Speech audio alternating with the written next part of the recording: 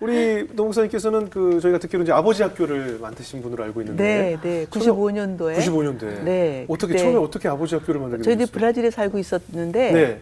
온누리 교회에서 예. 저희 남편을 부목사로 초청해 줬어요. 예. 그래서 이제 같이 한국에 나오게 되고 새벽 예배에 이제 왔다 갔다 하다가 네. 어느 날서부터인가 우리 남편도 울고 저도 울고 하는 날이 있었어요. 네네. 그날이 어떤 날이었냐면 예. 남편은 자기 아버지가 생각나서 예. 아버지가 굉장히 좋으신 분이고 CBS에서도 상무이사로 일하셨던 분이에요. 옛날에 예. 집에 와서도 아빠 생각이 나, 아빠가 보고 싶어 막 이래요. 네. 근데 저도 울었어요. 네. 같은 시기에 기도하다가 왜 그러냐면 나는 한국에 오니까 옛날에 아버지가 하셨던 일들, 행위들 이런 게 막 생각이 나는 거예요.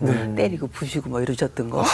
그래서 속이 상해서 울고 저는 예. 남편은 너무 보고 싶어서 울고 네.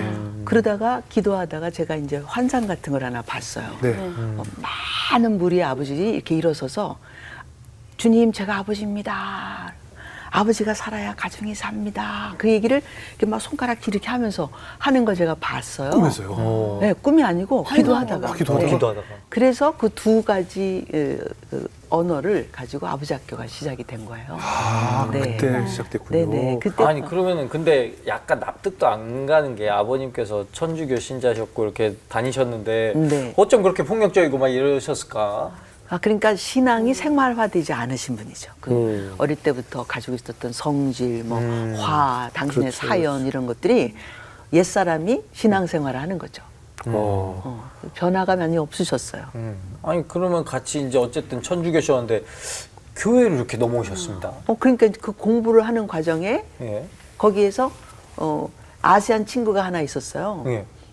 근데 중국 사람인 줄 알았어요. 그래서 맨 꼬질꼬질하고 맨날 목욕도 안 하고 오는데 지나가다 보니까 한국말로 썼더라고요. 얘가 그 노트를요. 얘 한국 사람이었어?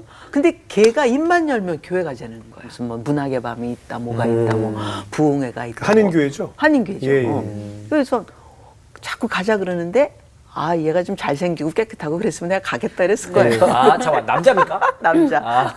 근데 못생긴 애가, 꼬질꼬질한 애가.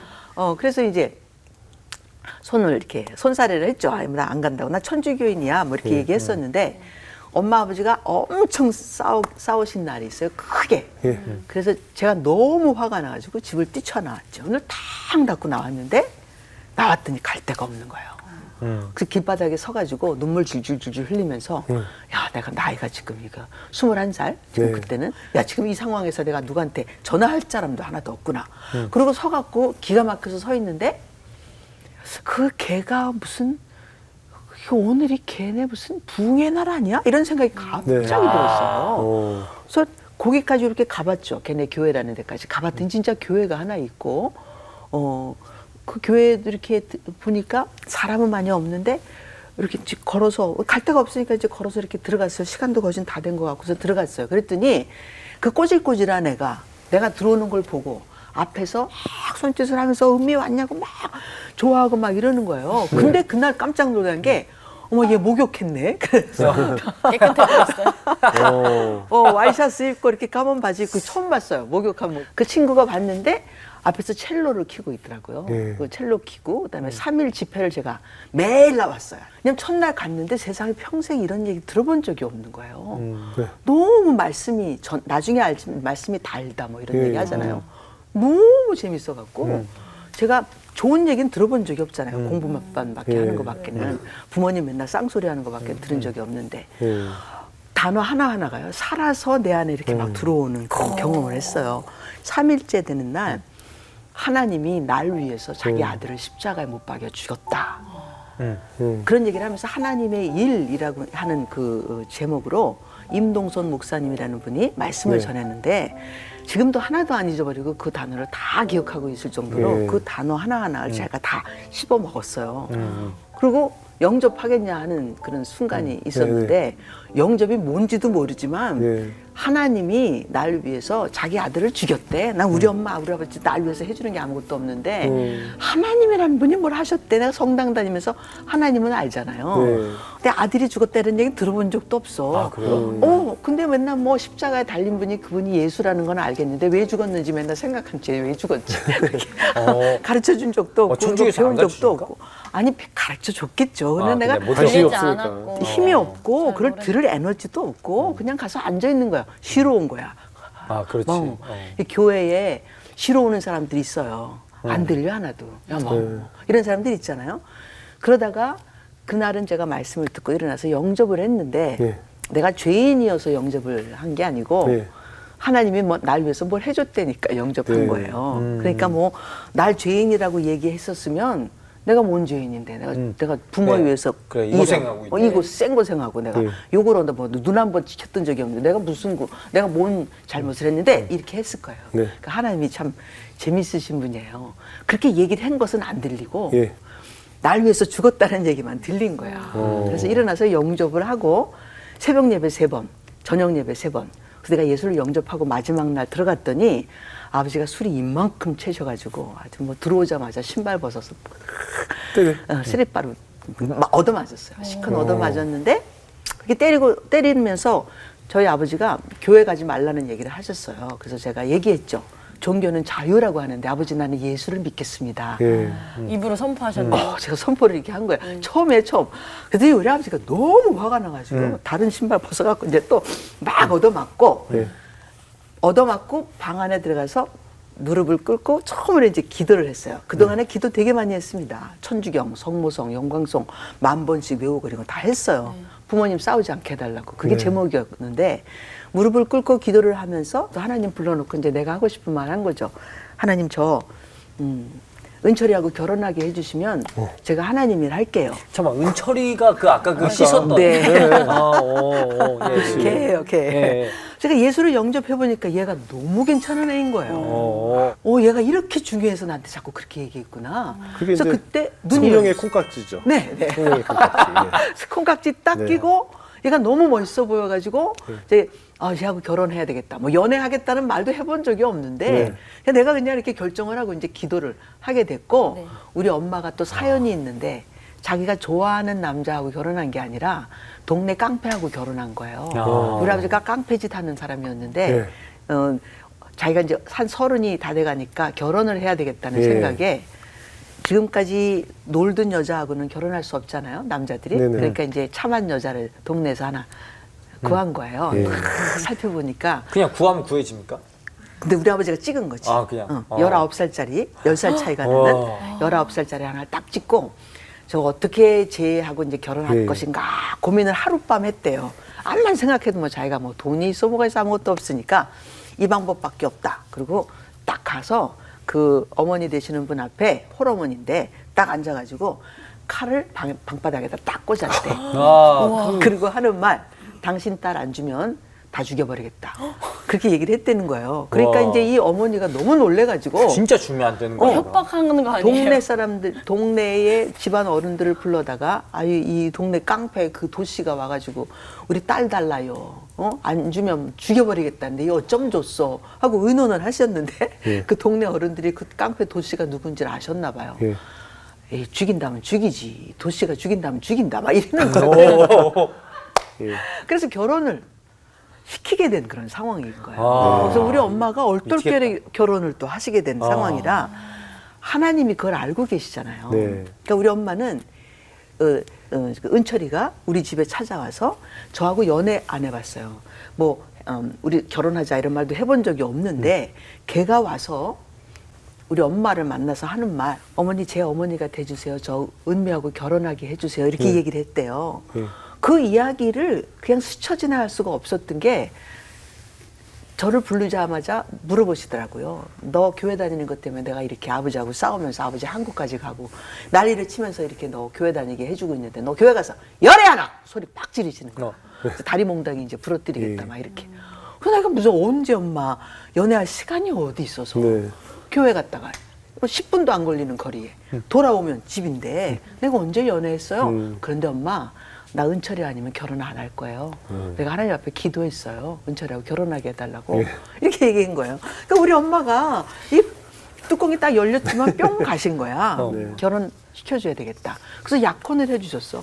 아버지 오. 없이. 당시에 그 네. 어린 나이에 좀 그 부모님을 좀 품을 떠나고 싶은 마음에 너무 있었죠. 빨리 결혼을 서두른 거 아닐까요? 네. 이 집만 나가면 살 것 네. 같아서 결혼하자마자 신혼여행 돌아와서 아버님이 너무 아파서 병원에 모시고 갔더니 당뇨가 합병증이 되셔 갖고 심장을 치신 상황이어서 심장 수술을 그래서 여기 네. 핏줄 떼어가지고 여기다 뭐 집어넣는 그런 수술을 하셨다고 네. 잘 걷지도 못하시고 제가 기저귀 갈았어요. 아버님 기저귀 어번 하루 너무 고생이 심한 거예요. 예. 근데 한 가지 다른 게 있었어요. 저 집에서도 고생이 심했고 예. 이 집에도 지금 고생이 너무 네네. 심한데 저 집은 나를 알아주지 않아요. 아. 맨날 야단치고 욕하고 그러는데 근데 제가 눈치 봐야 되고 근데 이 집은 나밖에 없어. 날 너무 예뻐하시는 거예요. 우리 아버님이 수술 끝나고 난 다음에 말도 잘 못하셨는데 나만 지나가면 불러서 하시는 말씀이 은미야. 그래서 네 은미 너 이뻐. 은미 너 이뻐. 수술하시기 전에 정신이 멀쩡하셨을 때 밥 먹다가 저한테 하신 말씀이거든요. 은미야 그래서 네 그랬더니 은미 너 이뻐. 그러셔서 전 처음 들어보는 말이잖아요. 이 이쁘다는 말이.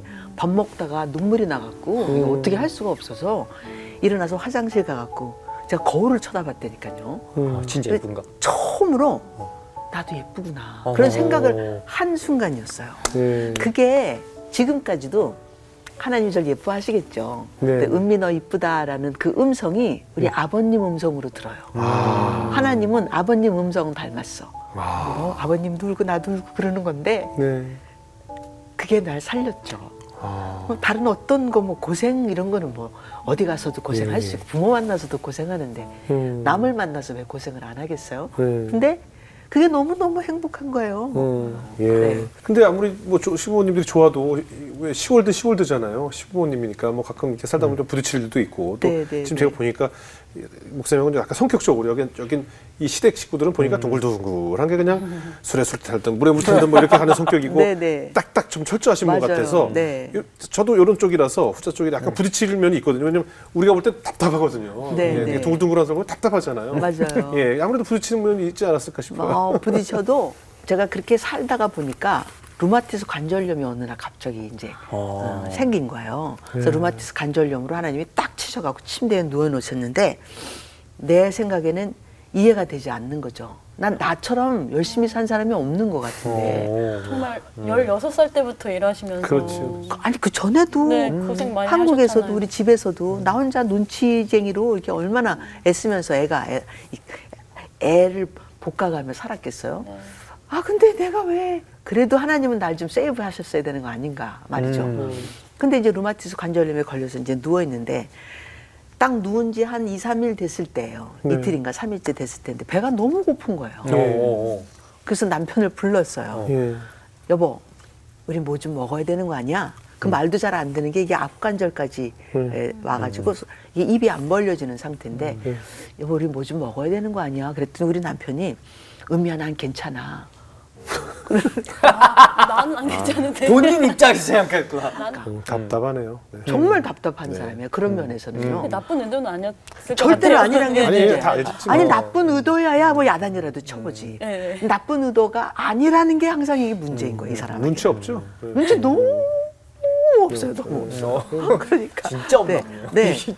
그래서 이제 그렇게 아파서 화도 많이 남편 때문에 화나는 게 너무 많은 거예요. 목욕을 못 하는데 목욕 시켜줄 생각을 못 하는 거예요. 힘이 없어서. 눈치 빠른 사람이 눈치 없는 사람하고 있으면 좀 네. 화병 걸리거든요. 화병 걸려요. 네. 그러니까 뭐 회사에서든 뭐 네, 가정에서 네, 어디서든 네. 아, 근데 제가 누워서 하나님 앞에 하나님 내가 왜 와이미 뭐 이렇게 계속 물어보는 네. 거죠. 내가 뭔 잘못을 했길래 나한테 이러십니까? 근데 그때 진짜 내가 너무 많이 물어보니까 하나님이 대답해 주신 날이 있었어요. 네네. 너 진짜 알고 싶냐 네 죄를 그렇게 네. 이야기하시는 것을 들은 것 같아. 그래서 내가 네, 나 진짜 알고 싶어요. 네. 그랬더니 이렇게 얘기하셨어요. 넌 성실한 게 죄다.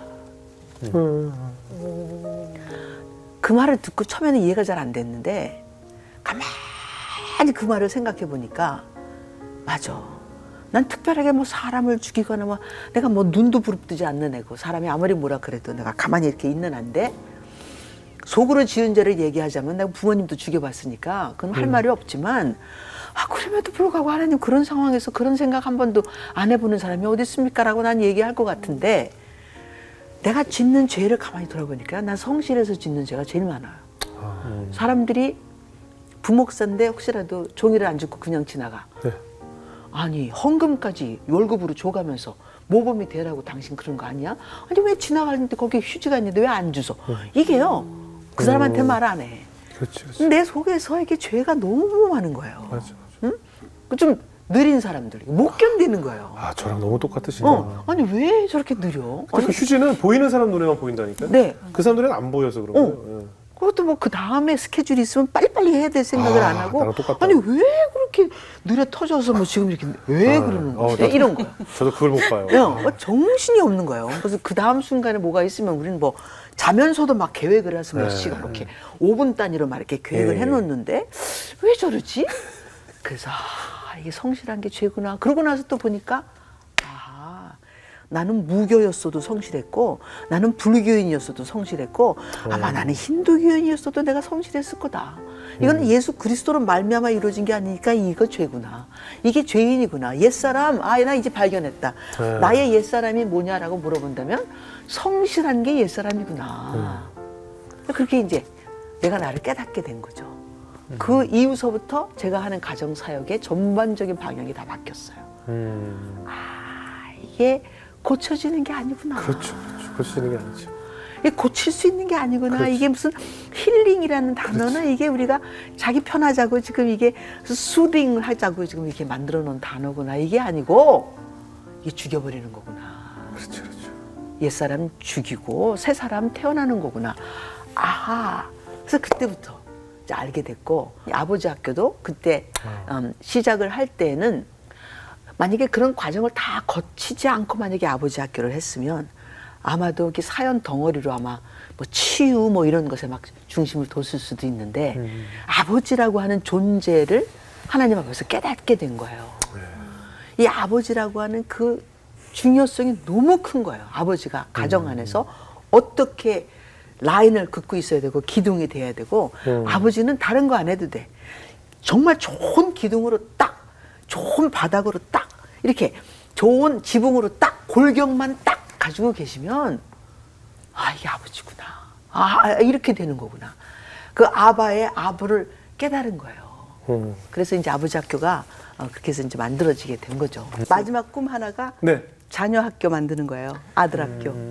또 아들 학교. 아들인데 다 남자들이 문제네요. 남자 아니에요. 학교.